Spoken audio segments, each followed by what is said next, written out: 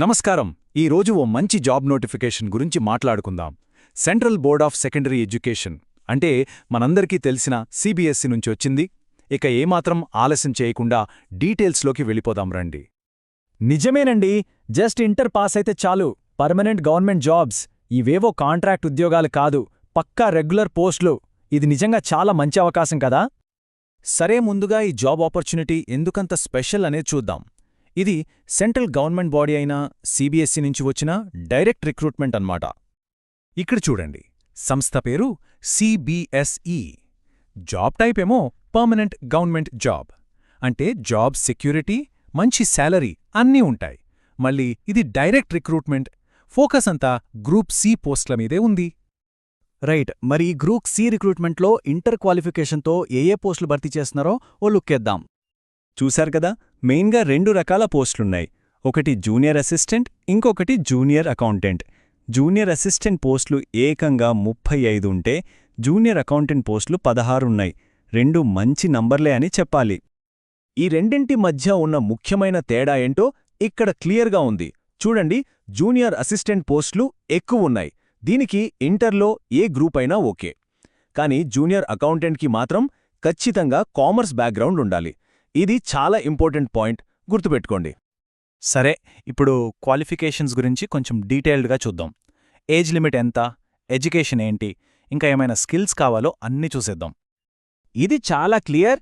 ఈ పోస్టులకి అప్లై చేయాలంటే మ్యాక్సిమం ఏజ్ లిమిట్ 27 సంవత్సరాలు. ఇది అప్లికేషన్ లాస్ట్ డేట్ నాటికి చూస్తారన్నమాట. అయితే గవర్నమెంట్ రూల్స్ ప్రకారం ఏజ్ రిలాక్సేషన్ కూడా ఉంది. ఎస్సీ, ఎస్టీ వాళ్ళకి 5 ఇయర్స్, ఓబీసీ వాళ్ళకి 3 ఇయర్స్, ఇక దివ్యాంగులకైతే 10 సంవత్సరాల వరకు సడలింపుంటుంది. సో మీ కేటగిరీని బట్టి ఇది చెక్ చేసుకోవాలి. ఇక జూనియర్ అకౌంటెంట్ పోస్టుకొస్తే దీనికి కొన్ని స్పెసిఫిక్ క్వాలిఫికేషన్స్ ఉన్నాయి.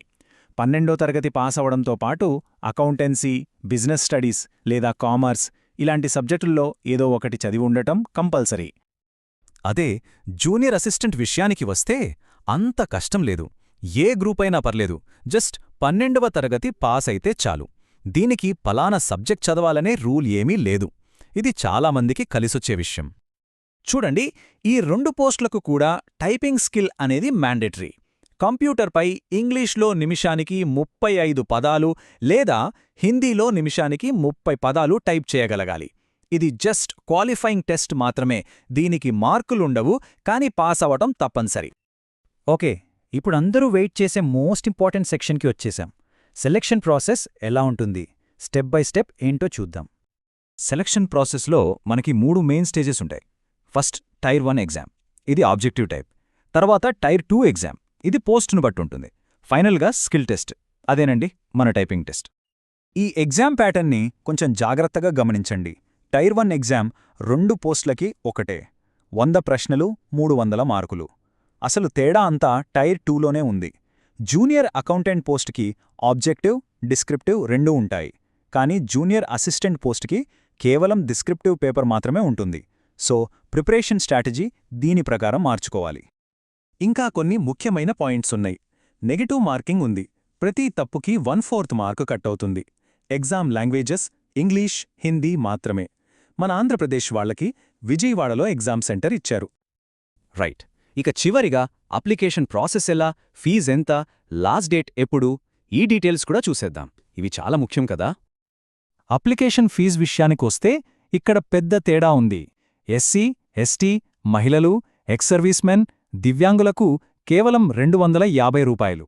అదే అన్రిజర్వ్డ్, ఓబీసీ, ఈడబ్ల్యూఎస్ కేటగిరీ వాళ్లు అయితే 1050 రూపాయలు చెల్లించాల్సి ఉంటుంది. ఒక విషయం గుర్తుంచుకోండి, అప్లికేషన్స్ కేవలం ఆన్లైన్లోనే మాత్రమే యాక్సెప్ట్ చేస్తారు. ఫీజు కూడా ఆన్లైన్లోనే కట్టాలి. ఆఫ్లైన్ అప్లికేషన్స్ అనేవి లేవు. టైం అయితే చాలా దగ్గర పడింది. అర్హత, ఆసక్తి ఉన్నవాళ్లు అస్సలు లేట్ చేయకుండా వెంటనే అప్లై చేసేయండి. లాస్ట్ మినిట్ రష్ అస్సలు వద్దు. ఆన్లైన్లో అప్లై చేయడానికి లాస్ట్ డేట్ జనవరి 22, 2025. ఈ డేట్ క్యాలెండర్లో మార్క్ చేసి పెట్టుకోండి. మంచి అవకాశం, మిస్ చేసుకోవద్దు. చూడండి, సెంట్రల్ గవర్నమెంట్ జాబ్, అది కేవలం ఇంటర్ క్వాలిఫికేషన్తో. ఇలాంటి అవకాశాలు మళ్ళీ మళ్ళీ రావు. మరి ఒక మంచి కెరీర్కి పునాది వేసే ఈ అవకాశాన్ని అందిపుచ్చుకోవడానికి సిద్ధమేనా?